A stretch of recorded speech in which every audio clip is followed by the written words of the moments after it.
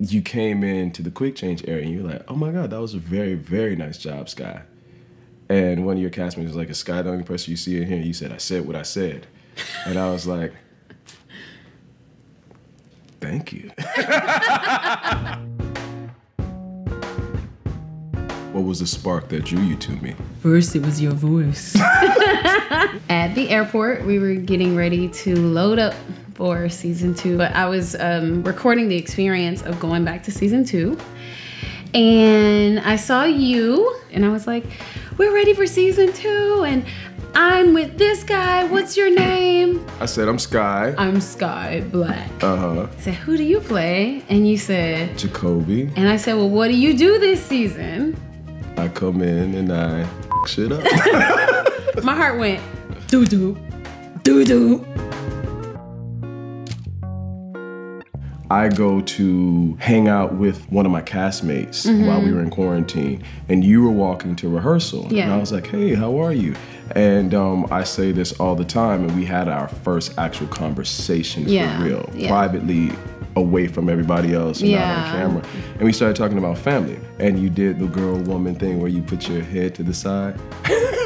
and I was like, and I did the guy thing where I was like, you know what I mean? Yes, that's what I'm talking about. That's the thing. And then we stayed in that position. It was weird because we didn't know what to do. Right, it was it's like we know we wanted to pursue more, but at the same time, like I felt like I gotta keep my job, you gotta keep your job. I was like, oh, there's something there that maybe was. No, but that was the thing I remember the most. Like out of all of our interactions leading up to it, that's when I was like, oh wait, this is different. We didn't start dating until after Sistas season 2. Yes. What was it like making the transition from that moment to the romantic special moments? I was actually a little shocked that I was still in your mental orbit. I was like, yo, if you need any advice, if you need some help, like, yo, send me your number. And then I called immediately. It was like, dun, dun, dun. I was like, it was. Wouldn't that have been horrible? First of all, and then you corrected it. I corrected it. And then I called you immediately. Immediately. And we stayed on the phone for 3 hours. We were talking about the passing of your father. The anniversary was coming up, which allowed me to be open because I immediately said, hey, I know how you feel. Yeah, because then we talked about your because father my father passed. We didn't have a transition because we both were so intentional. Completely. I'm ready for something real and you're ready for something real. So let's build something real. How did you tell other people?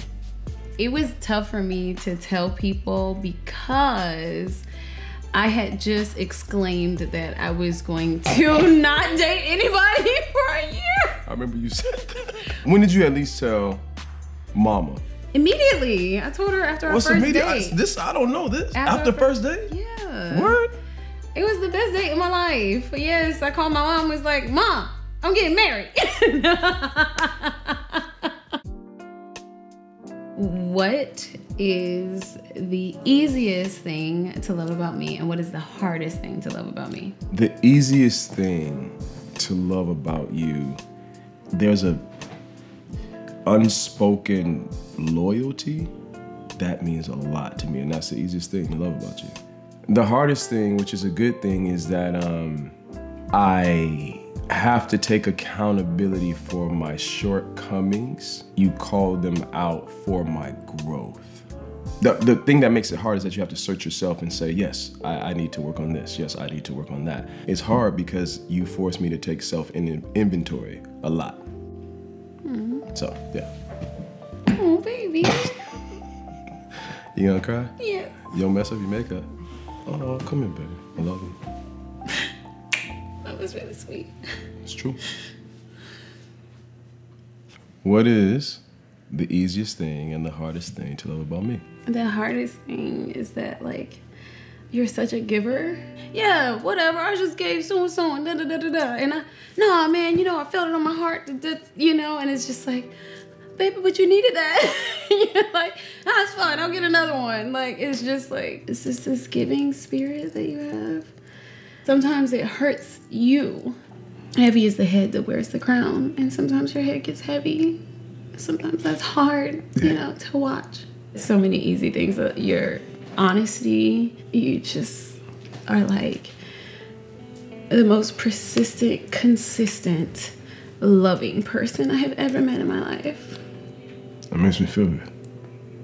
You should. That makes me feel good. I mean, my dad was like that. So my dad's my hero. I know. So, thank you, baby. Whew. It's onions up in here, ain't It's yeah, someone onions? cutting onions. Yeah. For the engagement, before you proposed to me, what were you feeling? What were your feelings?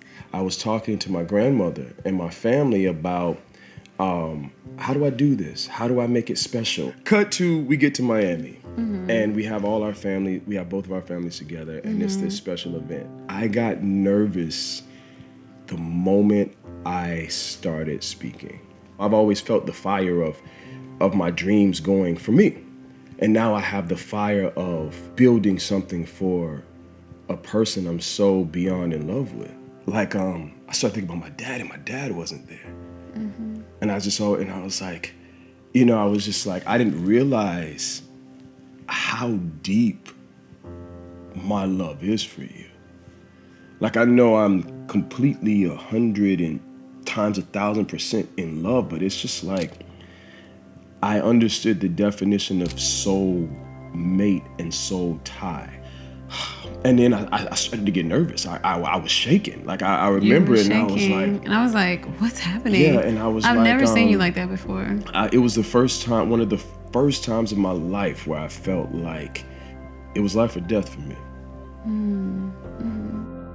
I am like, I know my baby, and I know that something's wrong, but I was just trying to gauge it before making an announcement. Like, we have to go to the ER right now. We have to go to the ER. Right. What did you feel in that moment? I just remember being worried about you, and so I was like, he's stressed out because all he's doing is this. Before I knew it, that ring was out, and I was like, give it to me.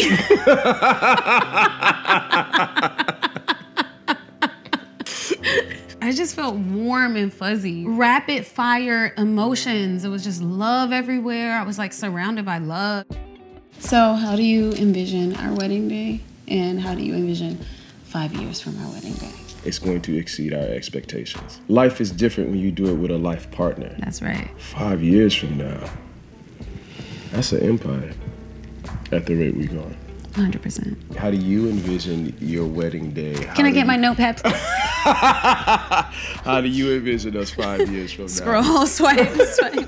It's gonna be either two things. It's gonna be the most grand thing that I can conjure up, or because of our schedules, it may end up being very intimate and very small. But it's certainly going to be full of love. It's going to be, you know, my motto is stay lit and stay woke. So, you know, 5 years from now, I feel like we'll be in a nice little groove. We'll definitely have, you know, ideally we will have started a family. Oh, yeah, I'm excited to be a father. Yeah, and I'm excited to be a mom and still loving each other, and still spending quality time, and still have a fire and passion for each other. That's not even a question. I think that's what's important. Like, you know, life happens, but it's still this. And that empire's gonna be there. How does it feel to love a Black woman? Incredible.